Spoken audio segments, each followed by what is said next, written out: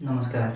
Online क्लासमा म गोविन्द पौड्यालको तर्फबाट यहाँबाट स्वागत छ। आज पनि यहाँहरूसँग इन्कम फ्रम इम्प्लॉयमेन्टसँग सम्बन्धित एउटा क्वेसन लिएर उपस्थित भएको छु र योभन्दा अघिल्लो क्लासमा मैले तपाईहरुलाई स्यालेरी क्याल्कुलेसनसँग सम्बन्धित पार्ट मात्र सिकाएको थिएँ र आज लिएको यो क्वेसनमा पनि स्यालेरी क्याल्कुलेसन गरेर मात्रै हामी फर्दर सल्युसन गर्न सक्छौं। जस्तो यहाँ क्वेसन छ, mister Aseem was appointed as a manager in a private company 2 years ago. 2 वर्ष अगाडि ऊ नियुक्ति भएको थियो। At a salary scale of ₹20,000 then grade 1000 up to ₹30,000। Other details of his income and expenses are follows भनेर हामीलाई तल अन्य डिटेलहरु पनि दिएको छ। तर हामीलाई यहाँ ग्रेड पनि दिएको छ अनि 2 years ago he was appointed त्यो डेट पनि दिएको छ। तसर्थ हामी सबभन्दा सुरुमा यहाँ स्यालेरी क्याल्कुलेसन गर्नुपर्छ। यसरी क्वेसन आयो भने 2 years अगो भनेको हुनाले हामी के गर्छौं भने स्यालेरी क्याल्कुलेसनको पार्टलाई पहिले फोकस गरौं। स्यालेरी क्याल्कुलेसन यो मैले 2 years अगो भनेको हुनाले first year and second year 2 वर्षको मात्रै देखाइदिए। पहिलो वर्षका लागि 20,000 into 12 र सेकेन्ड इयरका लागि 21,000 into 12 गरिन्छ। किनकि 1000 ले मात्रै ग्रेड बढ्दै छ र 2 वर्ष अगाडि ऊ नियुक्ति भएको प्राइभेट कम्पनीमा भनेर दिएको छ अनि यो क्वेसनमा हामीलाई ग्रेड 1000 दिएको हुनाले हामी 1000 ले मात्र इन्क्रिज गर्यौं। अब अर्को कुरा के सम्झिनु पर्यो भने यहाँनिर कुन महिनामा नियुक्ति भएको अपॉइन्ट डेट चाहिँ अपॉइन्ट पिरियड मन्थ चाहिँ कुन हो भनेर नतोकेको हुनाले हामी सजिलै यो हामी श्रावणमा अपॉइन्ट भएको भन्ने एजम्पसनका आधारमा सल्युसन गर्छौं। तसर्थ यहाँनिर फर्स्ट इन्कम इयर को कति महिना र सेकेन्ड इन्कम इयर को कति महिना भन्ने कन्फ्युजन चाहिँ हुँदैन। र यसरी स्यालेरी क्याल्कुलेसन गरिसकेपछि हामीले खास गरी स्यालेरी भनेर देखाउनु पर्ने 21,000 into 12 लाई हो। अब यो क्वेसनमा हामीलाई खास गरी इन्कम फ्रम इम्प्लॉयमेन्ट क्याल्कुलेसन गर्न भनेको छ। यो दिएको डिटेल अनुसार इन्कम फ्रम इम्प्लॉयमेन्ट क्याल्कुलेसन गरौँ। Calculation of assessable income from employment of Mr. Asim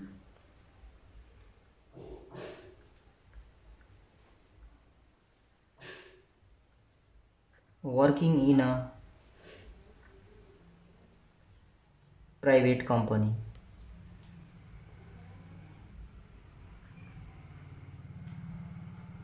for the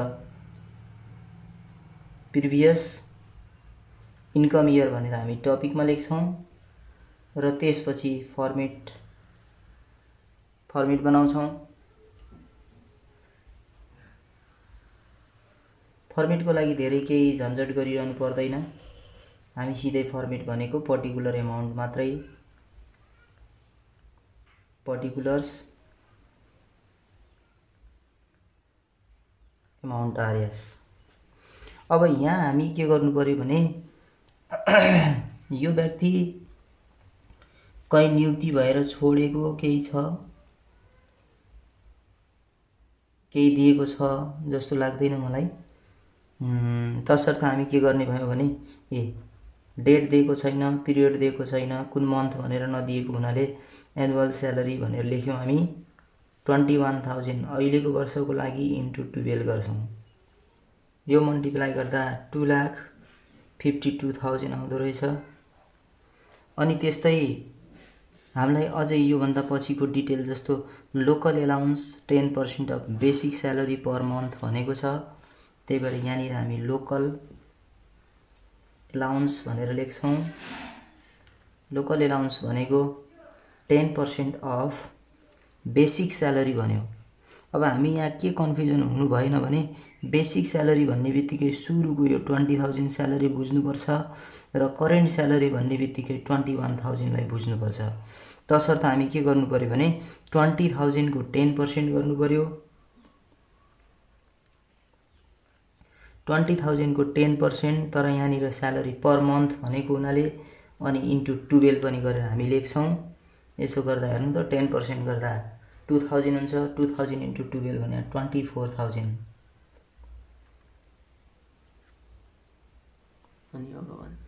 अनि त्यसपछि फेरि हामीलाई हाउस रेन्ट एलाउन्स भनेर दिएको छ। हामी हाउस रेन्ट एलाउन्स पनि राख्छौँ।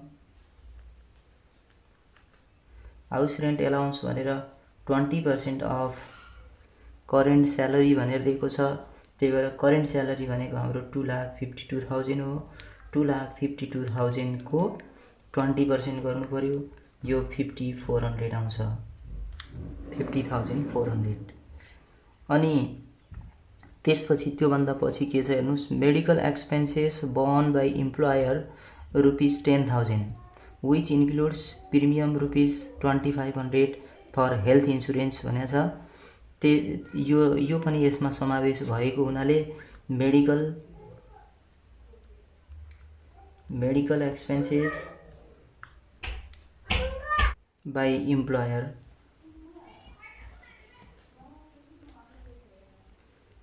भनेर हामी 10,000 दिएको छ भने 10,000 पुरै इन्कमको रूपमा मानिन्छ। किनकि पर्सनल एक्सपेन्सेस मेडिकल एक्सपेन्सेस इम्प्लोयरले तिर्दियो भने इम्प्लोइको आम्दानी मान्नुपर्छ।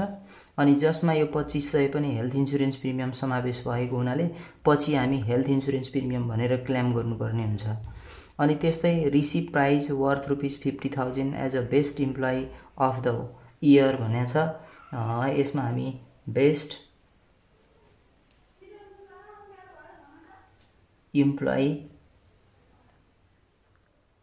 अवार्ड प्राइज लेखेर रहेछ ल प्राइज 50,000 दिएको छ। यो 50,000 हामी यहाँ देखाउनु पर्यो। अनि अझ त्योभन्दा पछि के छ भने he enjoy vehicle facility from the office भन्छ। अफिसबाट उसले चाहिँ भेहिकल फेसिलिटी पनि लिएको छ। Fuel expenses amounting to ₹5,000 per month and driver salary amounting ₹3,000 per month were borne by the office भनेको छ। अफिसले नै तिर्दिएको छ। यसरी भेहिकल फेसिलिटी पनि उपलब्ध गराएको छ। फ्युल फेसिलिटीहरू उपलब्ध गराएको छ। अनि ड्राइभर स्यालेरी पनि इन्क्लुड गरेको छ भने हामी यहाँ भेहिकल फेसिलिटीलाई मात्रै समावेश गर्छौँ। फ्युल र ड्राइभर फेसिलिटीलाई हामी यहाँ समावेश गर्न पाइँदैन वा गरिँदैन। किनकि त्यो सबै सुविधा भनेको भेहिकल फेसिलिटीभित्र आउँछ। तसर्थ भेहिकल फेसिलिटी भनेर हामी भेहिकल फेसिलिटी भनेको 0.5% अफ एनुअल स्यालेरी हुन्छ। तसर्थ हामी यहाँनिर 252,000 को 5% गर्नुपर्छ। कति आउँछ यसलाई क्याल्कुलेसन गरेर हेर्नुहोस्। यो क्याल्कुलेसन गरेर 1260 आउँदो रहेछ। त्यसपछि हामी योभन्दा पछि office also provided a security guard and a cook at monthly salary of ₹5,000 per month and ₹4,000 per month respectively. The employer deducted ₹3,000 per month and ₹2,500 per month respectively from his salary भनेर दिएको छ। यहाँ हामी के बुझ्नु पर्यो भने अफिसले चाहिँ एउटा सेक्युरिटी गार्ड प्रोभाइड गरेको छ, अर्को कुक प्रोभाइड गरेको छ भने यो हाम्रो अदर फ्रेन्च बेनिफिटभित्र आउँछ। तसर्थ अफिसले प्रोभाइड गरेको सेक्युरिटी गार्ड र कुकलाई प्रोभाइड गरेको 5,000 र 4,000 मध्येबाट इम्प्लोयरले डिडक्सन गरेको इम्प्लोइको स्यालेरीबाट 3,000 र 2,500 लाई डिडक्सन गरेर जति आउँछ इन्टु 12 गरेर हामी यहाँ देखाउनुपर्छ। तसर्थ यहाँ के ख्याल गरौँ भने अदर फ्रेन्च बेनिफिट भनेर यसमा हामी के राखिदिन्छौँ भने एउटा त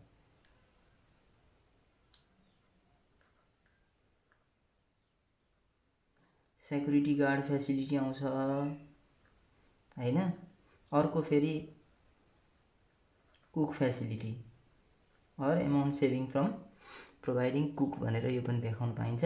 अब यहाँ हामीले लेख्ने बेलामा के गर्नु पर्यो भने सेक्युरिटी गार्डको लागि 5000 दिएको, त्यसमध्ये 3000 चाहिँ डिडक्सन गरेको रहेछ। यसरी सेभिङ भनेको 2000 हुन्छ, इन्टु 12 गर्नु पर्यो र यो 12 गर्दा 24000 आउँछ। यसलाई यहाँ देखाउनु पर्यो। त्यस्तै कुक फ्यासिलिटी भनेर फेरि 4000 प्रोभाइड गरेको थियो कुकलाई र 2500 चाहिँ डिडक्सन गरेको रहेछ, इन्टु 12 गर्नुपर्छ। यो दुईटा डिडक्सन गर्दा 1500 हुन्छ, 1500 इन्टु 12 गर्दा 18000 आउँछ। अनि योभन्दा पछि हामीलाई मिटिङ एलाउन्स दिएको छ। मैले इम्प्लॉयमेन्ट च्याप्टर सुरु गर्ने बेलामा पनि दुईवटा एलाउन्सलाई हामी यहाँ समावेश गरिन्न भनेको थिएँ। एउटा मिटिङ एलाउन्स, किनकि यो फाइनल विथहोल्डिङ पेमेन्ट हुन्छ, र अर्को amount saving from TA DA or travelling and daily allowance. Travelling and daily allowance भने ट्याक्स फ्री हुन्छ, तसर्थ ती दुईटालाई हामी यहाँ समावेश गर्दैनौँ। त्यस्तै bonus equal to 2 month current salary भनेको छ, यहाँनिर हामी बोनस भनेर लेख्छौँ। अनि 2 मन्थ करेन्ट स्यालेरी भनेको हुनाले हाम्रो करेन्ट स्यालेरी भने 21000 हो। 21000 यो क्याल्कुलेसन गरौँ र यसो गर्दा 42000 आउँछ। अनि Dashain allowance equal to 1 month salary भनेर दिएको छ, त्यो पनि हामी यहाँ दसैँ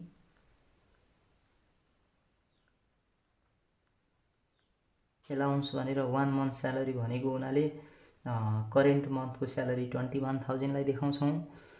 त्यसै गरी इन्टरटेनमेन्ट एलाउन्स भनेर दिएको छ, त्यो इन्टरटेनमेन्ट एलाउन्स पनि लेख्नु पर्यो यहाँ हामी।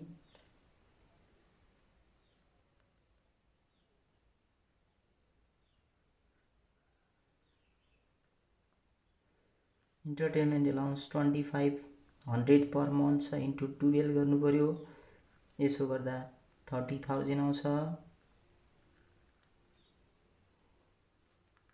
अझ त्योभन्दा पछि हामीलाई कन्ट्रिब्युसन बाई इम्प्लोयर टु भनेर प्रोभिडेन्ट फन्डमा 10% अफ स्यालेरी भनेको छ। सिटिजन इन्भेस्टमेन्ट ट्रस्टमा 30000 दिएको छ। अब प्रोभिडेन्ट फन्ड भनेर यहाँ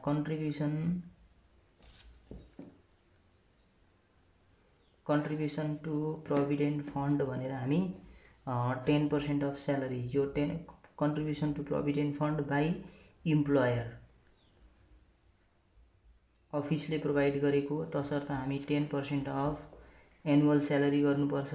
यो 2,52,000 को हामी 10% गर्छौँ, यसो गर्दा 25,200 आउँछ। अनि त्यस्तै सिटिजन इन्भेस्टमेन्ट ट्रस्टमा पनि कन्ट्रिब्युसन गरेको छ, तसर्थ contribution to citizen investment trust by employer on behalf of employee हो, तसर्थ इन्कम मानिन्छ। त्यस्तै his contribution to provident fund was 10% of salary भनेको छ, त्यो उसले नै आफैले कन्ट्रिब्युसन गरेको 10% जुन स्यालेरी छ त्यसलाई हामी इन्कम मानिँदैन। Donation to Nepali Congress party भनेको छ, political party registered in election commission भनेको ट्याक्स एक्जाम्ट अर्गनाइजेसन हुन्छ र यो चाहिँ हामी पछि ट्याक्सेबल इन्कम क्याल्कुलेसन गर्दा डिडक्सन गर्न पाइन्छ। त्यसै गरी त्योभन्दा पछि gain from investment insurance from a resident company भनेर दिएको छ। गेन फ्रम इन्भेस्टमेन्ट इन्सुरेन्स भनेको फाइनल विथहोल्डिङ पेमेन्ट हो, तसर्थ त्यसलाई यहाँ हामी समावेश गर्न पाइँदैन। अब क्वेसनमा दिएका जति पनि इन्फर्मेसनहरू थिए तिनीहरूलाई हामी युज गऱ्यौँ। अब तर पनि हामी अझै के विचार गर्नुपर्छ भने दसैँ खर्च पनि हामी दसैँ एलाउन्स पनि देखाइसकेका छौँ, contribution to provident fund by employer पनि देखाइसकेका छौँ। क्वेसनमा भएका लगभग हामी सबै युज गरिसक्यौँ। अरू क्वेसनमा त्यस्तो इन्फर्मेसन यहाँ समावेश गर्नुपर्ने इन्फर्मेसन केही पनि छैन, तसर्थ यो सबैलाई हामी टोटल गऱ्यौँ भने एसेसेबल इन्कम फ्रम इम्प्लॉयमेन्ट आउँछ।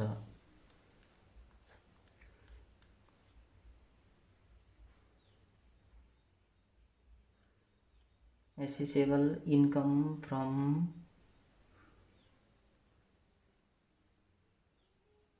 इम्प्लॉयमेन्ट, यसलाई टोटल गरौँ र टोटल गर्दा 5,77,860 हुन्छ। यसरी हामी क्वेसनमा दिएको इन्फर्मेसनका आधारमा हामी accessible income from employment calculation गऱ्यौँ। अझै पनि यहाँहरूलाई स्यालेरी क्याल्कुलेसन गर्दा केही दुविधा छ भने म फेरि स्पष्ट पार्ने भएँ। यो प्राइभेट कम्पनीमा 2 इयर्स अगो 2 वर्ष अगाडि ऊ नियुक्ति भएको थियो भन्नुको अर्थ ऊ 2 वर्ष या 2 वर्षभन्दा बढी नै काम गरेको होला। 2 वर्ष अगाडि भनेपछि उसको तेस्रो वर्ष रनिङ होला।